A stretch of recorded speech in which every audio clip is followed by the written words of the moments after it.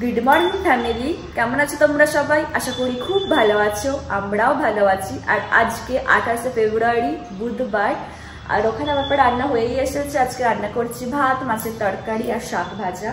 তো ভাত আমার হয়ে গেছে, মাছের তরকারিটা আলুটা দেখছি একটু সেদ্ধ হবে, তো ওখানে আলুটা সেদ্ধ হচ্ছে। আমি চাও বানিয়ে নিয়েছি, আমার ওর জন্য ফ্রেশ হচ্ছে, বললো চা বসাতে, তো চা বসানো হয়ে গেছে। আর ব্রেকফাস্টে আজকে আমরা স্মুদি খাবো। এই যে আমি ভাগ্যি স্মুদিটা ভুলে নিয়েছি, নয়তো দেখছি এই মাত্র কারেন্ট অফ হয়ে গেলাম, তাই ভাবছি যে কারেন্ট অফ হয়ে গেলে ভাগ্যিস আমি ভুলে নিয়েছি স্মুদিটা। আর এখানে অনির্বাণের এই যে আমন্ড বাদাম আর খেজুর রেখেছি, আমি খেয়ে নিচ্ছি সকালে উঠে, তো বেরোলে এটা ওকে দিয়ে দেবো। এই যে চায়ের ট্রে পুরো রেডি, ওর মুখ ধোয়া হয়ে গেছে, এখন আমি এটা দিয়ে দিই ওকে।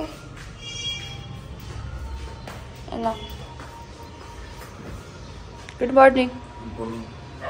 আমি এবার স্মুদিটা খেয়ে নিই, ওটা খেয়ে নিয়ে দেখি খালি তো শাক ভাজবো, পরে ভাজবো। অনেকদিন পরে আবার স্মুদি খাচ্ছি।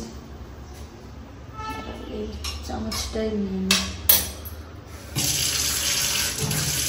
মাসি আজকে সকালে এসেছিল, কালকে অনেকবার ফোন করেছিল মাসিকে জিজ্ঞাসা করার জন্য যে হ্যাঁ। আমি শাকটা ভেজে স্নান করে নিয়েছি, পুজো হয়ে গেছে। আর চশমা দেখে বুঝতেই পারছো আমি এখন কি করছি বা কি করি, ওটাই করছি, মানে টিভি দেখছি। এই যে এখানে দুধ দিয়ে গেছে, আমি রাতে মুখ পরিষ্কার করার জন্য তুলে রাখছি 2 চামচ, দিয়ে এটাকে জালে বসাবো। চলো জালেতে বসিয়ে দিই।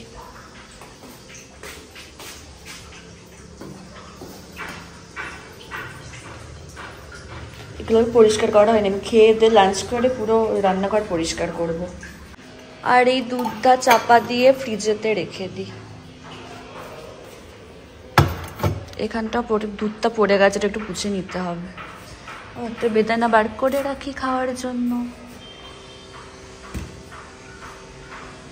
আর বরের একটা দারুণ বুদ্ধি কাজে লেগেছে, ঠিক আছে? কি কাজে লেগেছে মানে কি বুদ্ধিটা সে প্রয়োগ করেছে তোমাদেরকে দেখাচ্ছি। কালকে আমি এখান থেকে জল নিতে গিয়ে এটা গেল উঠে, মানে কোনটা তোমরা বুঝতে পারছো, এই যে দেখো, এই যে এটা। তো এবার অনির্বাণকে বলছি কিভাবে আমরা জল খাবো, তো আমার বর দেখো কি সুন্দর বুদ্ধি করেছে। এই মানে কাঁটা চামচটা এর মধ্যে ঢুকিয়ে দিয়েছে, এটা একটু এভাবে ওপরেতে তুললে এই দেখো জল বেরোচ্ছিল। বাহ, সুন্দর বুদ্ধি। ওটাকে ঠিক করাতে হবে, এবার ফোন করবে আর কি ওখানে, তো একজন হয়তো পাঠিয়ে দেবেন ঠিক করানোর জন্য।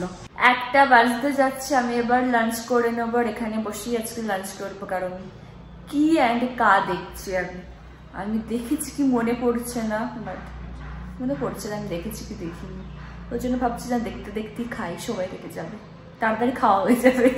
আমি লাঞ্চে বসে গেছি, আমি বেদানা নিয়ে চলে এসেছি।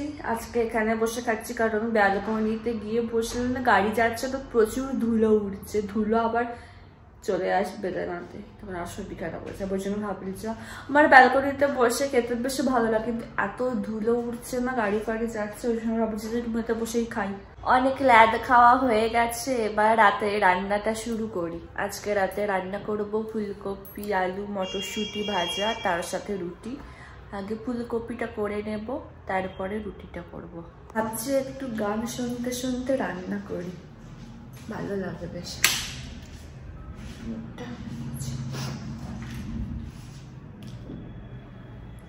আর মনে হয় রান্না তাড়াতাড়ি হয়ে যায়, আর বেশ মন মেজাজটাও বেশ ভালো থাকে।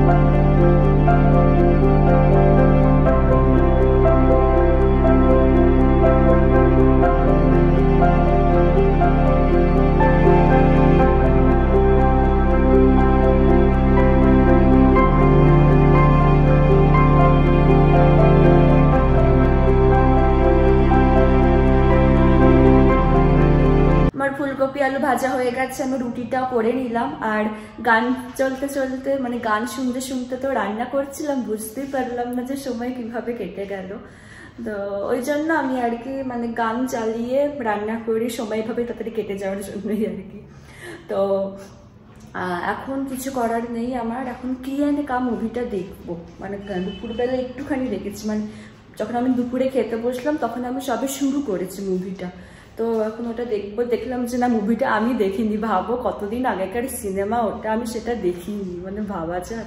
তো ওই জন্য ভাবছি এখন বসে বসে একটু দেখ, যতক্ষণ অনির্বাণ না আসছে ততক্ষণ বসে বসে। ও এসে গেছে অফিস থেকে, আর ও বললো কি ডিম ভাজা খাবে। তো আমি ওর জন্য ডিম ভাজা বানাচ্ছি। আমি আর খাবো না, আমার ভয় লাগছে, কারণ কেউ যদি ওর বমি হয়েছে ওই জন্য, না আমার যদি এরকম ওসব শুরু হয়েছে, ওই জন্য আমি এখন ডিম ভাজবো ওর জন্য।